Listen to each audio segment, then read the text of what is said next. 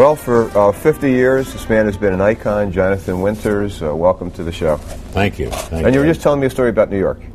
Yeah, I hadn't been back.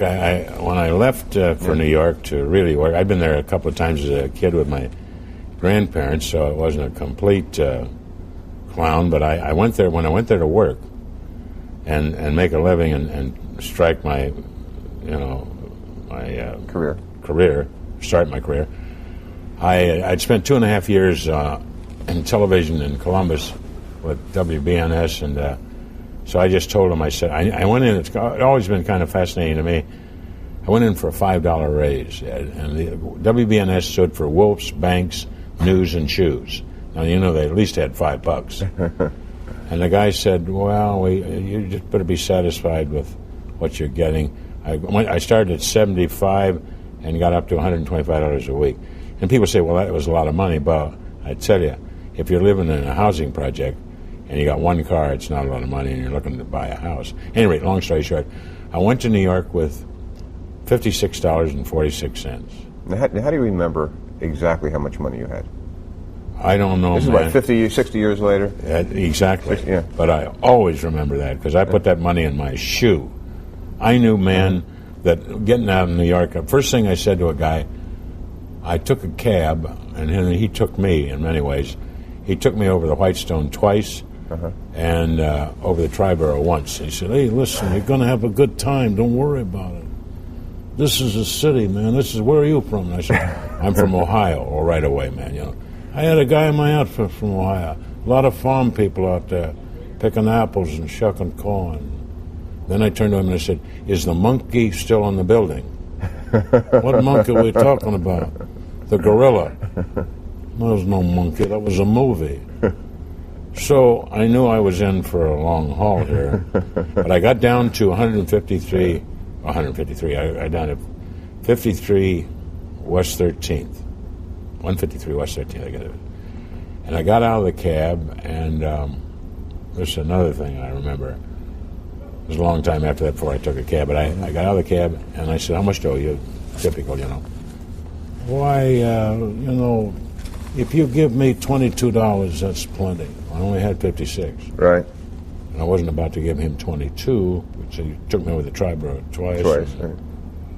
So I said, I saw a cop with a red nose, little broken veins here, and I said, the guy's got to be Irish. Terrible to label him that, but got to be an Irish cop. I hope he's an Irish cop. So I went up to him. I said, officer, the guy stiffed me. And the guy behind the wheel, he looked like he was right out of The Godfather. Right.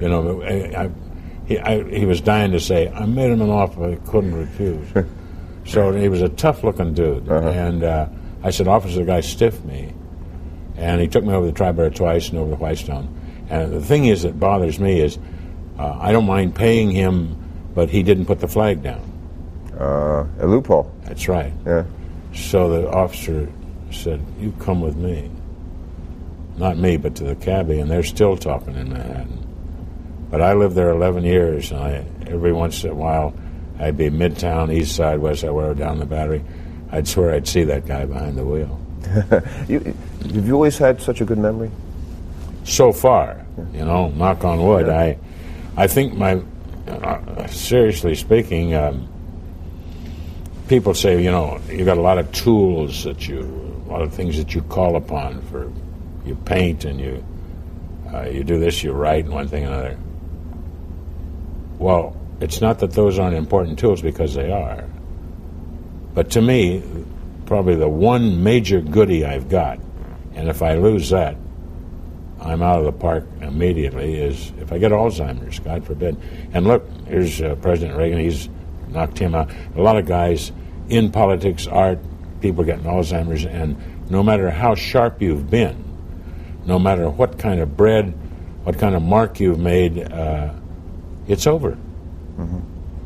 And that's scary to me. I've had a lot of other problems that I don't get into. I'm not a crybaby.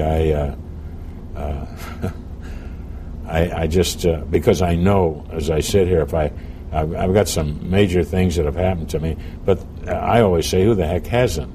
And there are a lot of people out there, as you know only too well. You've been here some 11 years and done interviews, and certainly after the show or before or after, I've met people with all head and heels over us with whatever we're going through or have been through. So I'm not one to complain. My wife and I sit down and we constantly say, I've been married 55 years, and we had a hell of a first half.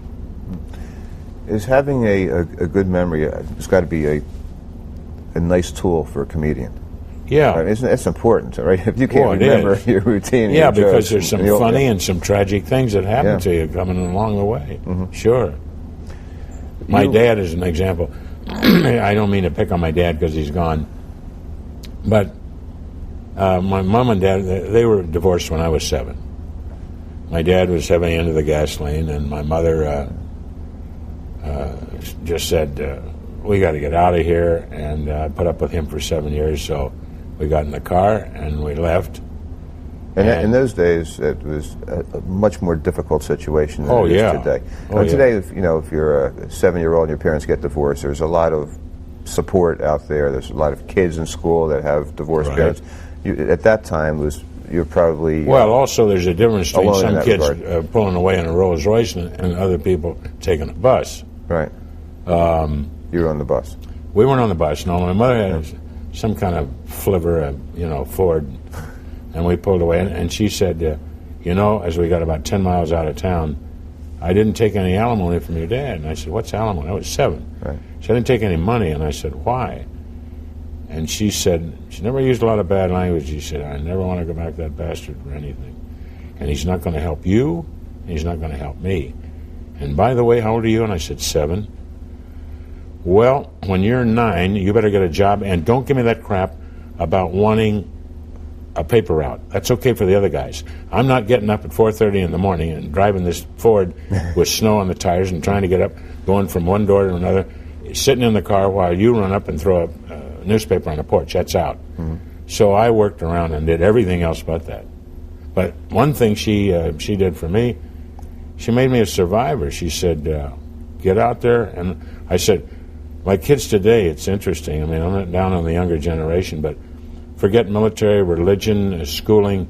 How about chores? In other words, pick up your dishes, take them over to the sink, and your glass utensils, and I'll show you how to work the dishwasher. And my grandson said, don't you have somebody to do this? Yeah, you. Move it. There's a lot of this stuff going on.